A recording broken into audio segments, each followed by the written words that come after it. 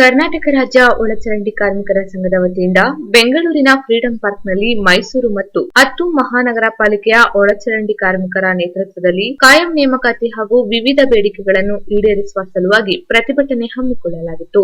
ನಗರಾಭಿವೃದ್ಧಿ ಸಚಿವರಾದ ಬೈರತಿ ಬಸವರಾಜು ಹಾಗೂ ಮೈಸೂರಿನ ಕೃಷ್ಣರಾಜ ಕ್ಷೇತ್ರದ ಜನಪ್ರಿಯ ಮಾಜಿ ಸಚಿವರಾದ ಹಾಗೂ ಶಾಸಕರಾದ ಎಸ್.ಎ. ರಾಮದಾಸ್ ಪ್ರತಿಭಟನಾ ಸ್ಥಳಕ್ಕೆ ಭೇಟಿ ನೀಡಿ ಒಳಚರಂಡಿ ಕಾರ್ಮಿಕರ ಹಿತದೃಷ್ಟಿಯಿಂದ ಅವರ ಬೇಡಿಕೆಗಳನ್ನು ಅತಿ ಶೀಘ್ರದಲ್ಲಿಯೇ ಮುಖ್ಯಮಂತ್ರಿಗಳ ಜೊತೆ ಸಭೆಯನ್ನು ಮಾಡಿ ಈಡೇರಿಸುವುದಾಗಿ ಭರವಸೆ ನೀಡಿದರು. ಈ ಪ್ರತಿಭಟನೆಯನ್ನು ಅಂತ್ಯಗೊಳಿಸಲು ಮನವಿ ಮಾಡಿದ ಹಿನ್ನೆಲೆಯಲ್ಲಿ ಕಾರ್ಮಿಕರು, ಸಚಿವರು ಮತ್ತು ಶಾಸಕರ ಮನವಿಗೆ ಸ್ಪಂದಿಸಿ ಪ್ರತಿಭಟನೆಯನ್ನು ಕೈಬಿಡಲಾಯಿತು. ಈ ಸಂದರ್ಭದಲ್ಲಿ ಒಳಚರಂಡಿ ಕಾರ್ಮಿಕರ ಸಂಘದ ರಾಜ್ಯಾಧ್ಯಕ್ಷರಾದ ಪಳನಿ, ಕಾರ್ಯಾಧ್ಯಕ್ಷರಾದ ಕುಮಾರಸ್ವಾಮಿ, ಕಾರ್ಯದರ್ಶಿಗಳಾದ ಗಣೇಶ್, ಪತ್ರಿಕಾ ಕಾರ್ಯದರ್ಶಿ ಸಿಪಿ ರಾಜು ಸೇರಿದಂತೆ ಮತ್ತಿತರರು ಹಾಜರಿದ್ದರು.